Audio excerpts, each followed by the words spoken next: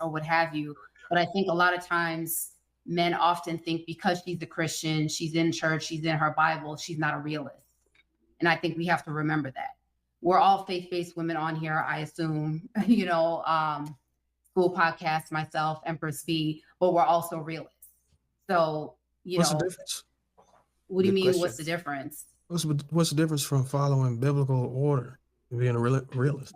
Good Because question. I can understand that I can be in the Bible, I can go to church, I can believe in the Christian faith, but I'm also a realist in how a man may treat me, how a man may not want to lead, how a man may want different things from myself. I'm not naive to that. Yeah, but the Bible doesn't tell women to stay in abusive relationships. The Bible actually tells women that they need to be with a leader. I mean, and it spells out what a man does and how he treats his wife. She's making it seem like the Bible tells women to stay in abusive relationships. Right? So I've learned that through time. But for me personally, I won't hold it against the man if he's not in church every single day, right? But as Empress B has said, and also the Wife School podcast, we have to be equally yoked. I have to understand and feel safe and know that you believe in something. That you believe in something. That's just me personally. And you, Sweeney, you've been married for many, many, many years. Times have changed. The dating game has changed. The needs and wants of men and women have changed. I disagree. The needs and wants of men have stayed the same from time immemorial. I want a nice woman, kind, feminine, fit, friendly, respect me. It's been the same. For women, it's now, all the way. I don't even know. They want you to be, I don't know, besides the money, they also don't want you to be, they don't want you to expect them to cook. In other words, they want men's expectations to go lower, but their expectations for men have gone higher. So men's expectations for women have stayed the same. Women's expectations for men have tripled, quadrupled. And that's why we had mentioned before, women are kind of just doing it for themselves in terms of they're kind of on a straight and narrow. They're focusing on their business. They're focusing on their profession. They're going to school. They're doing them. Because to be perfectly honest, men are kind of giving sassy vibes. And that's what they always call men. They either call them sassy, gay, controlling, narcissist. What other buzzwords, shaming tactics do they use? Anytime men don't want to put up with their bullshit, they call them all those weird names. They're acting a little bit more feminine than the women are. That's just how I see it. I'm saying men in general. I'm asking, like, what does that mean though? Like, what do you mean by that? Like, I think he's asking for like an example. Well, as we had mentioned before, it seems like women, we are the ones supposed to be serving constantly 24/7. What is it that you need? What is it that you want? How can I make you feel better? But at the end of the day, there's no middle ground. We're not meeting in the middle. Like what? Well, maybe sometimes I want my feet rubbed.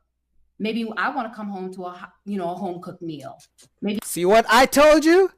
Men's wants and expectations have been the same, but women's expectations have changed. Now they want the man to also do the woman's role. Because men and women have roles. They expect each other of certain roles, right? But what women now want, they want men to do their roles as well. Do your role as a man and do half of my role as a woman. And I'll just lay back and live in my soft girl era. And men are saying no. So that's why they call them sassy. Maybe sometimes, like, let's go out for some coffee. Why do I have to always plan the dates? Do I have to drive? You never do that. These are like and it's the littlest. No man Wait a does. minute. Hold on. Wait a minute. So I didn't know it was so funny, but continue. no, I'm gonna explain something to you. Oftentimes, men are being said that they are being accused of being sassy for asking for reciprocity. Yep. Yes. When they say that, hey, because that's exactly what the men are saying. Sometimes I want my feet rubbed. Sometimes I'm tired of always having to pay for all the dates. Sometimes I would like for you to come to me and ask me how I'm doing. Yep. That's literally what men are saying, and they often be accused of being sassy for asking for reciprocity. No. That's not what I'm saying, because the question that Lapeef asked earlier, I said it goes both ways. I want to make sure Empress in the wife school also said, we want to make sure that we are serving you. We want to make sure that we're saying, how are you doing? What is it that you need? No, But yeah, reciprocating it to come back to me to say, Kalima, how are you doing? I've seen that you haven't gotten sleep for over 2 weeks because you've been working on your dissertation. Do you want some coffee? I know your favorite candy is Sour Patch Kids. It's the little things. That's what I'm saying. well, no, Yeah, but men do that all the time. In fact, from the beginning, from the moment a man meets a woman, he's expected to do all those things. Take me out, plan the date, call me, check on me. Cause you guys, if you guys comment down below in the comments, 9 out of 10 times, if you meet a woman and you call her or she gives you her number and you call her the first time you guys talk, I can guarantee you, if you don't keep calling, she's just gonna move on. They never put effort at all. They expect you to put all the effort. Call her, text her, check on her, take her out, pay for the dinner, make the plans, do all the things, buy her gifts. And then she's like, down the road, 6 or 12 months down the road, once you prove yourself to me, then I'll be nice to you. Then I'll do something nice to you. And even then you have to ask. And if you don't ask, they'll be like, oh, but I don't know. You didn't tell me. You didn't open up. no. So I'm not denying that that's what y'all believe that reciprocity is and what it is to actually what you're supposed to bring. What I was going up against is when you said that men are sassy nowadays, and when I asked for examples, I didn't say all men. I'm not saying I'm not saying that you said. We just speaking in general. You just said that, hey, men are sassy. We seeing a lot of sassiness, and I'm just simply explaining that oftentimes the men, like what y'all deem as sassy, is basically men are asking for reciprocity in relationships, and they're just more vocal today about what they want. And since men have been vocal about what they want, they have been getting accused of being sassy. And that's just from the general public. That's normally when we hear somebody say that a man is being sassy, it's often him being vocal about how he feels. Can I jump in really quick, Sweeney? When you bring up the concept of reciprocity, I guess we have to be careful of how we define things or understand how things are defined. So for me, when I say a man is being sassy, or it's like, he wants to be treated like a princess, it's kind of like he's a man who's just chilling, kicking back, and expecting the woman to do everything. That's not true, because women never do everything. Number one. Number two, y'all call men sassy and gay and feminine anytime they have standards. Because you are used to walking all over the man and men letting you getting away with everything. But when you meet this guy who's like, hey, listen, you want me to call you? You got to call me too. They're like, oh, you're sassy. You want a woman to chase you? I don't chase men. It's like, no, I just want you to check on me as well to see if you really care. And then you call him sassy. As in also when a woman has to put on her masculinity jacket and protect and serve while he just sits there and kicks back. There's nothing wrong with a man.